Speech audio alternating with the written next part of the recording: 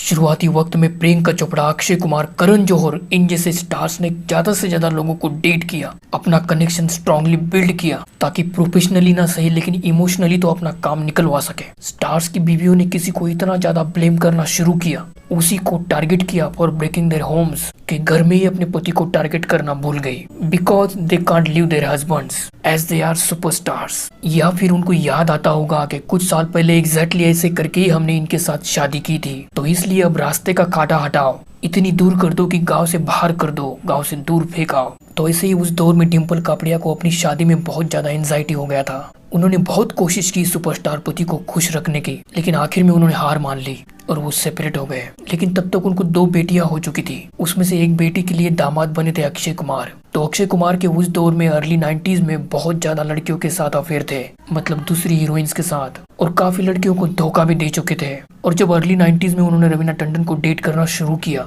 जब वो मोहरा फिल्म की शूटिंग कर रहे थे। अब फ्लर्टी नेचर वाले अक्षय कुमार के साथ उनका रिलेशनशिप रवीना टंडन बहुत ज्यादा सीरियसली ले चुकी थी, क्योंकि कई दूसरी एक्ट्रेस के साथ उनका नाम जुड़ते रहा था। रेखा से लेकर शिल्पा शेट्टी तक वो डेट कर रहे थे। अब मोरा फिल्म 1994 में बन रही थी और 1994 में ही वो शिल्पा शेट्टी को भी डेट कर रहे थे।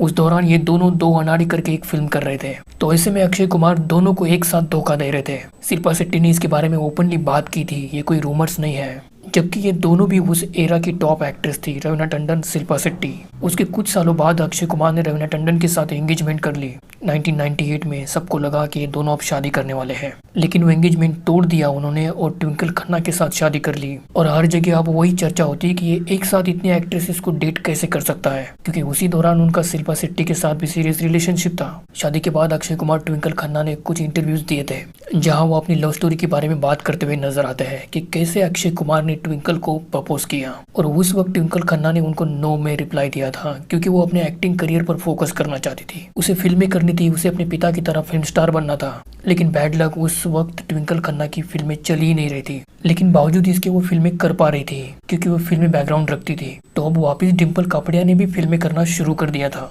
उनकी फैमिली के कई सारे कनेक्शंस थे और करण जौहर और ट्विंकल एक ही बोर्डिंग स्कूल में पढ़े थे, मतलब काफी बड़े प्रोड्यूसर्स के साथ उनका ऑलरेडी अच्छा कनेक्शन था। बावजूद इसके ट्विंकल खन्ना की एक्टिंग खराब, उसे कई फिल्मों में काम करने का मौका मिलते रहा। तो उस इंटरव्यू में उन्होंने ये कहा कि उस वक्त उनकी मेला फिल्म चल रही थी, मतलब शूटिंग।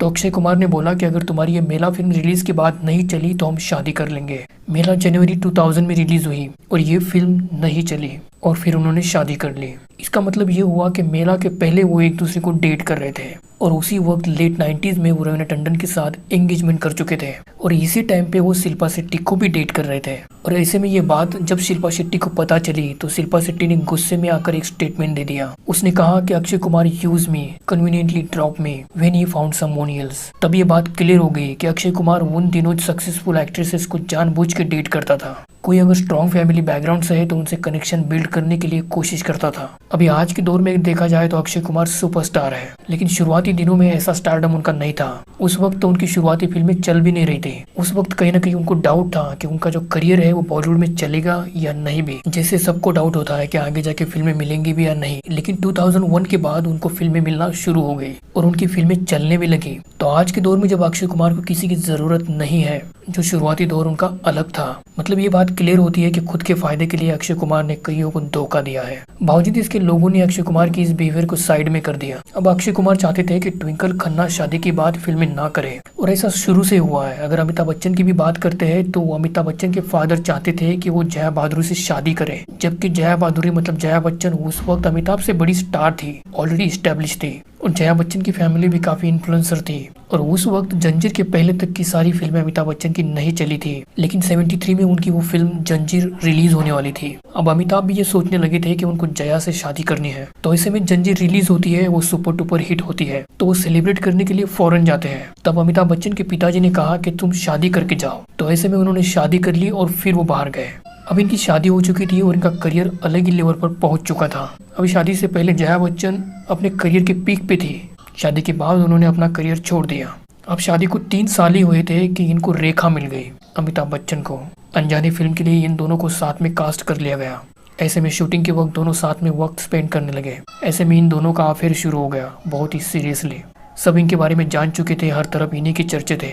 और जब जया को ये बात पता चली तो जया बच्चन ने रेखा से बात की, क्योंकि शादी से पहले वो ऑलरेडी दोनों अच्छे फ्रेंड थे, एक ही बिल्डिंग में रहते थे। जया बच्चन ने रेखा को स्ट्रेट कहा कि या फिर खत्म करो, क्योंकि वो तो अपने नए नए सुपरस्टार को कभी डिवोर्स नहीं देगी, मतलब अमिताभ बच्चन को। बावजूद अमिताभ बच्चन ओपनली उनको डिसरिस्पेक्ट कर रहे थे, तो वही ऑडियंस को भी इनकी ही जोड़ी पसंद थी, रेखा और अमिताभ बच्चन की। ताज्जुब की बात तो ये थी कि लोग इनके अफेयर को सपोर्ट करने लगे थे, तो फिल्म मेकरों ने भी इनकी जोड़ी को बहुत ज्यादा ग्लैमराइज बना दिया। बात यही नहीं रुकती, लोगों ने हद क्रॉस कर दी थी और कहने लगे कि जया बच्चन को छोड़ दो, जया बच्चन को छोड़ के रेखा से शादी कर लो अमिताभ बच्चन। अब शादी इनकी तो नहीं हुई, लेकिन ऋषि कपूर की शादी हो रही थी नीतू सिंह से, और उस शादी में रेखा को मंगलसूत्र सिंदूर के साथ देखा गया। उस शादी में अमिताभ बच्चन को भी देखा गया। उनके हाथ को चोट लगी थी, तो सबको छोड़ के रेखा उनके पास चली गई उनका हाल चाल पूछने। अब ऐसे में कोई सोच ही नहीं सकता कि रेखा क्या कर रही है, ये उसको पता नहीं होगा, जबकि रेखा ये बात अच्छे से जानती थी कि अगर ऐसा कुछ भी मैं कदम उठाऊंगी तो मुझे किसके साथ लिंकअप किया जाएगा। उस दिन के बाद रेखा को उस अवतार में देखने के बाद लोगों ने ये कयास लगाना शुरू कर दिया कि रेखा और अमिताभ बच्चन ने शायद चुप के शादी कर ली है, लेकिन वो बात आज तक कभी सच नहीं लगती। अब रेखा ने बहुत सारी चीजें गलत की जिस वजह से जया बच्चन को हर्ट हुआ, लेकिन उसे कोई फर्क नहीं पड़ा। अमिताभ बच्चन भी गलत थे और रेखा तो ये सब जानती थी कि उनकी शादी हो चुकी है। एंड ऑफ द पॉइंट ये होता है कि अमिताभ बच्चन अपनी पत्नी को चूज करते हैं। उसके बाद रेखा ने अपने आप को विक्टिम बताया कि कैसे उनकी जिंदगी रही है, कैसे उनको प्यार नहीं मिलता, ऐसी बातें करना उन्होंने शुरू कर दिया। लेकिन आज जब ये रिश्ते इस तरीके से बनते नजर आते हैं तो लोग इसको ग्लैमराइज होते नहीं देखते, कभी भी इसको ग्लैमराइज नहीं बनाते हैं, किसी को ये चीज पसंद नहीं आती है। अब ऐसी ही कुछ सेम कहानी आमिर खान की है। रीना दत्ता के साथ इनका लव मैरिज था। रीना के पेरेंट्स शुरुआत में इस शादी के अगेंस्ट थे, तो आमिर खान और रीना ने घर से भागकर शादी की थी। दोनों को इस शादी से 2 बच्चे हुए।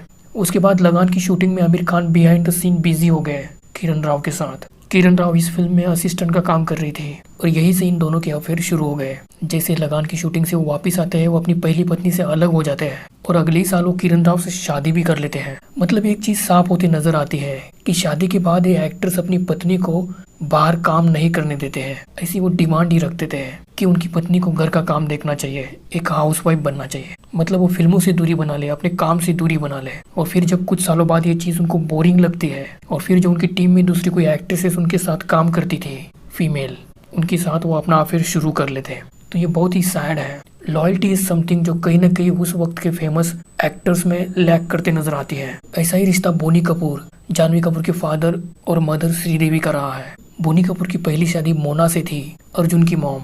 उन्होंने उनको छोड़ दिया और श्रीदेवी के साथ शादी कर ली। धर्मेंद्र हेमा मालिनी का रिश्ता भी कुछ ऐसा ही रहा है। धर्मेंद्र की शादी प्रकाश कौर के साथ हो चुकी थी, जिनसे उनको 4 बच्चे थे। फिल्मों के सेट पर उनको हेमा मालिनी मिली, उनसे उनको प्यार हो गया। प्रकाश कौर को छोड़ के उन्होंने हेमा मालिनी से शादी कर ली। लेकिन ये वक्त तो पुराना था। अब इसी से सीख लेकर नए लोगों ने अपनी नई चाल चलना शुरू किया। अगर उनकी जिंदगी में ऐसा कुछ होता है या किसी का हस्बैंड ऐसा कुछ करता है तो हस्बैंड से पहले वो लड़की पे टारगेट करते हैं, जैसे कि प्रियंका चोपड़ा।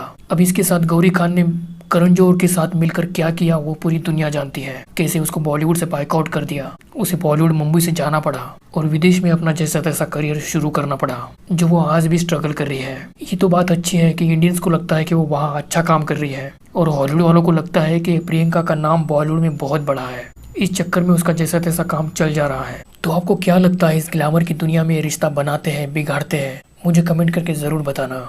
और ये वीडियो पसंद आया होगा तो इसको लाइक करना और चैनल को प्लीज सब्सक्राइब करना। See you in the next video. Thank you.